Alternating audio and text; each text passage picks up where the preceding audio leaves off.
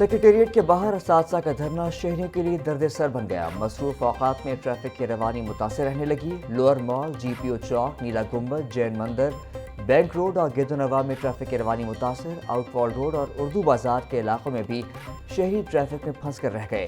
Warden signals کو بند کر کے مینول طریقے سے ٹریفک کنٹرول کرنے پر مجبور۔ شہریوں کا حکومت سے دھرنا ختم کر کے ٹریفک کی روانی بحال کروانے کا مطالبہ۔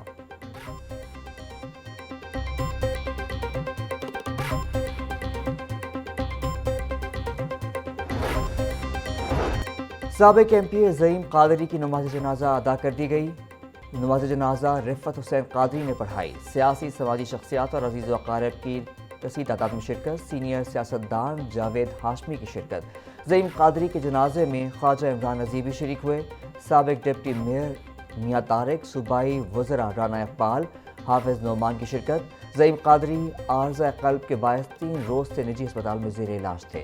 سینئر سیاستدان سید زعیم حسین قادری کے انتقال پر مختلف شخصیات کا اظہار افسوس۔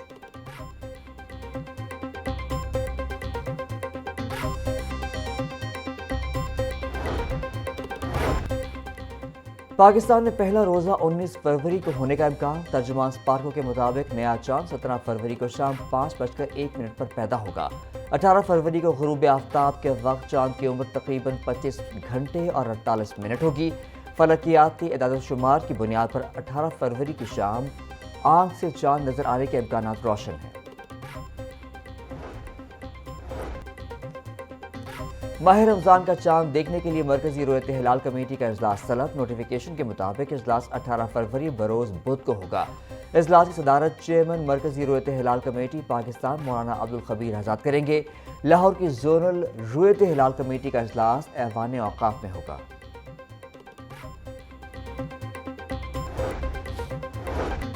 گرین ٹاؤن کے علاقے میں شادی والے گھر میں چوری کی واردات۔ چور شادی والے گھر سے 50 لاکھ روپے اور جیولری لے گئے۔ فیملی شادی ہال دیکھنے گئی، واپس لوٹے تو چور چوری کر کے موقع سے فرار ہو گئے تھے۔ گھر کے سربراہ تجمل حسین کی مدعیت میں مقدمہ درج کر لیا گیا۔ پولیس نے ملزمان کی تلاش شروع کر دی ہے۔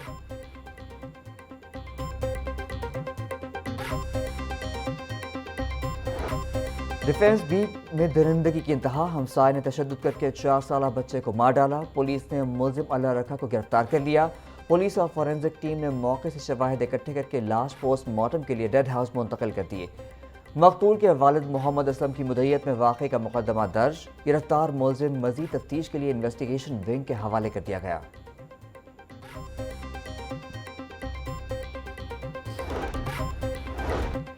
تیز رفتاری ایک اور قیمتی جان لے گئی۔ کار نے پیدل جاتے شخص کو کچل دیا۔ خوفناک حادثہ کرول گھاٹی کے قریب پیش آیا۔ ترجمان ریسکیو کے مطابق 62 سالہ عبد الرحمان موقع پر دم توڑ گیا۔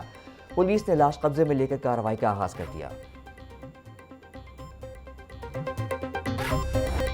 اسماگ اور ماحولیاتی آلودگی تدارک کیس کی سماعت۔ جسٹس شاہد کریم نے ریمارکس دیے کہ حیرت ہے، واضح احکامات کے باوجود درخت کاٹے جا رہے ہیں۔ عدالت کا پی ایچ اے وکیل کے پیش نہ ہونے پر اظہار برہمی۔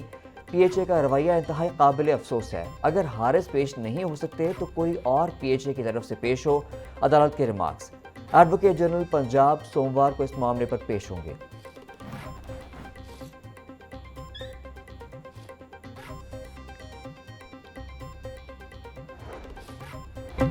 بجلی پیداوار کے اندھا دھند معاہدے۔ بجلی کی مجموعی کھپت سے 50% زیادہ بجلی پیداوار کے معاہدے کیے گئے۔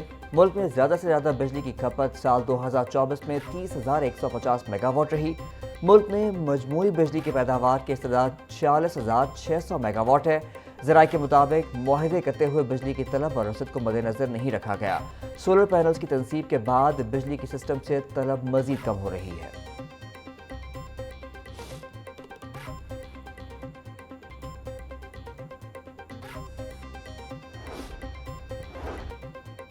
لیسکو کا یونٹ مہنگا، لیتھیم بیٹری کا یونٹ سستا۔ مارکیٹ میں 5 کلو واٹ کی لیتھیم بیٹری اوسطاً 2.25 لاکھ سے 2.5 لاکھ روپے تک مل رہی ہے۔ اس لیتھیم بیٹری سے یومیہ 4.5 یونٹ بجلی قابل استعمال ہوتی ہے۔ ماہانہ بنیادوں پر 5 کلو واٹ کی بیٹری سولر سے 135 یونٹس تک صرف کرتی ہے۔ صدر لاہور چیمبر فہیم الرحمان سیگل کا کہنا تھا، پالیسی سے حکومت کی اپنی ساکھ متاثر ہوئی۔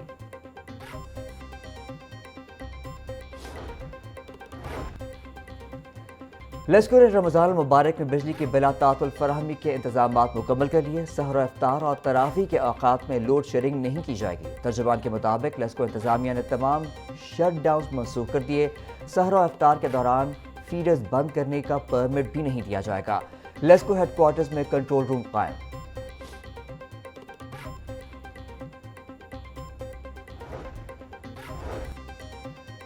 صوبائی کابینہ نے ڈرافٹ موٹر ٹرانسپورٹ پالیسی 2026 کی منظوری دے دی۔ سرکاری گاڑیوں کے استعمال اور ریٹینشن کے لیے جامع پالیسی منظور۔ پنجاب کے تمام محکموں اور فیلڈ فارمیشنز پر نئی ٹرانسپورٹ پالیسی لاگو ہوگی۔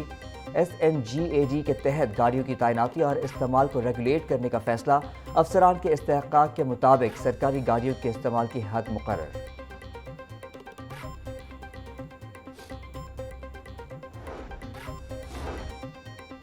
حکومت پنجاب کی جانب سے سروس قوانین کی تشریح و وضاحت۔ ملازمین میں کارکردگی، نظم و ضبط اور احتساب ترمیمی بل 2025 حتمی توثیق کے لیے گورنر پنجاب کو ارسال۔ پنجاب اسمبلی میں ملازمین کارکردگی، نظم و ضبط، احتساب ترمیمی بل 2025 گزشتہ اجلاس میں منظور۔ ریٹائر ہونے والے ملازم کے خلاف کارروائی 2 سال میں مکمل کرنا ہوگی۔ سرکاری ملازمین کی ریٹائرمنٹ کے بعد کارروائی سے متعلق ابہام دور کیا گیا۔ بل کا متن۔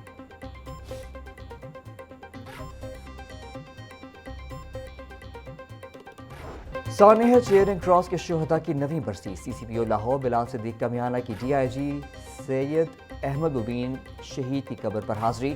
بلال صدیق کمیانہ نے سید احمد مبین شہید کی قبر پر پھولوں کی چادر چڑھائی، فاتحہ خوانی کی۔ DIG ٹریفک وقاص نذیر اور CTO لاہور اطہر وحید بھی ہمراہ تھے۔ CCPO لاہور نے شہداء چیئرنگ کراس کی قربانی کو خراج عقیدت پیش کیا۔ بلال صدیق کمیانہ کا کہنا تھا، شہداء چیئرنگ کراس کی یادیں ہمیشہ ہمارے دلوں میں زندہ رہیں گی۔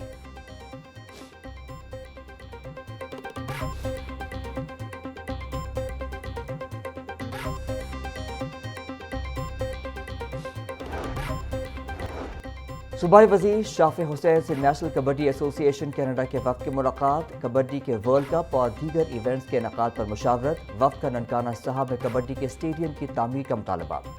چودھری شافع حسین کا کہنا تھا، اس سال کبڈی کے 9 مختلف ایونٹس منعقد کیے جائیں گے۔ جلد پہلی بار field marshal Pakistan kabaddi cup کا انعقاد کیا جائے گا۔ کبڈی کا عالمی ورلڈ کپ بھی اسی سال ہوگا۔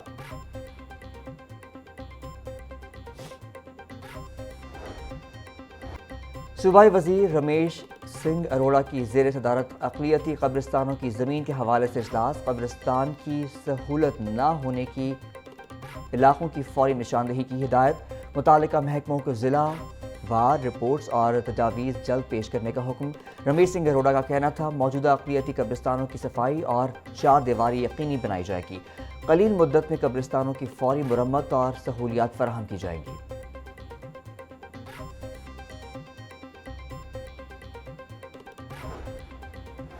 محکمہ اسکول ایجوکیشن نے اسکولوں کی مانیٹرنگ کے لیے نئی پالیسی نافذ کر دی۔ AEOs کے ذریعے اسکولوں کی باقاعدہ مانیٹرنگ کا نظام متعارف۔ ماہانہ مانیٹرنگ ایپ تیار، تمام AEOs کو لاگ ان فراہم کر دیا گیا۔ MEA کی رپورٹس کو تھرڈ پارٹی ویلیڈیشن قرار دیا جائے گا۔ AEOs کی رپورٹس DEA کی سرکاری معلومات تصور ہوگی۔